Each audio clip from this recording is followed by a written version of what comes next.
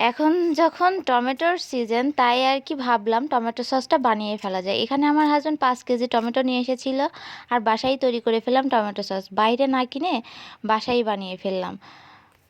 কারণ বাইরের সসটা একদমই বাজে হয় আর খেলে গ্যাস হয়। তাই এখানে দিয়েছিলাম রসুন কুচি, পেঁয়াজ কুচি আর শুকনো মরিচ 7 থেকে 10টার মতো শুকনো মরিচ দিয়েছিলাম বেশি করে। যে যত ঝাল খাবেন সেইভাবে আপনারা শুকনো মরিচ দেবেন। আর হ্যাঁ, সাথে 2 কাপ পরিমাণে লবণ দিয়েছিলাম। দিয়ে এবার নেড়ে চেড়ে নিচ্ছি, মানে সুন্দর করে পানি বের হওয়ার জন্য নেড়ে চেড়ে নিচ্ছি। পানিটা বের হবে টমেটোর। আর এদিকে লবণ দিয়ে দিচ্ছি, দেখতেই পাচ্ছেন। আবারও নেড়ে চেড়ে নিব লবণ দেওয়ার পরে, যাতে টমেটো থেকে পানিটা ঝরে যায় আর পানিটা দ্রুত যাতে বের হয়ে আসে।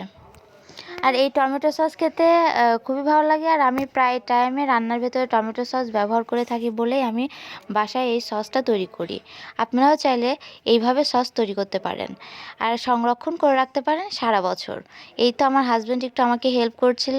আসলে এমন হাজব্যান্ড পাওয়া ভাগ্যের ব্যাপার, কপাল লাগে সত্যি। তুমি না থাকলে আজ আমি একদমই অন্ধকার। আর এদিকে দেখুন টমেটোর একদম পানি বের হয়ে আসছে আর টমেটোটা সস হয়ে গেছে প্রায়। এবার আমি ব্লেন্ডারে ব্লেন্ড করে নিয়ে এভাবে চেলে নিচ্ছি সুন্দর করে।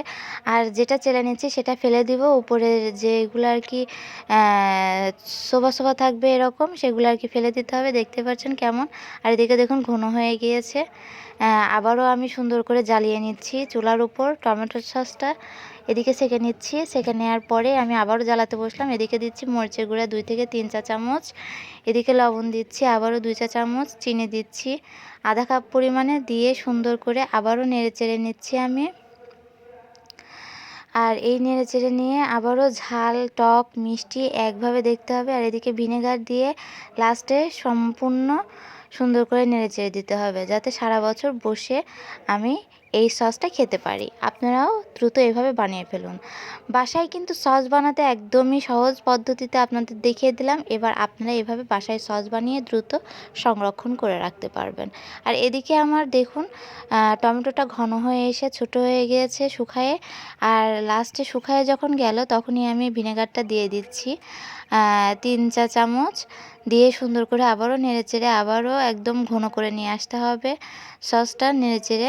আর এদিকে ঠান্ডা হওয়ার জন্য সারা রাত রেখে দিতে হবে চুলার উপর, যে ঠান্ডা হয়ে যাবে সকালে আমি সুন্দর করে বয়ামে ভরে রাখবো। আর লাস্টে কেমন হয় তা আপনাদের সাথে শেয়ার করব। এই তো আমি সকালবেলা আর কি টমেটো সসটা বয়ামে ভরে রেখেছি। খুবই ভালো হয়েছিল আর এতটাই ঘন কি বলবো। আপনারা দ্রুত এভাবে বানিয়ে ফেলুন। আজকে ভিডিও এই পর্যন্ত। আল্লাহ হাফেজ।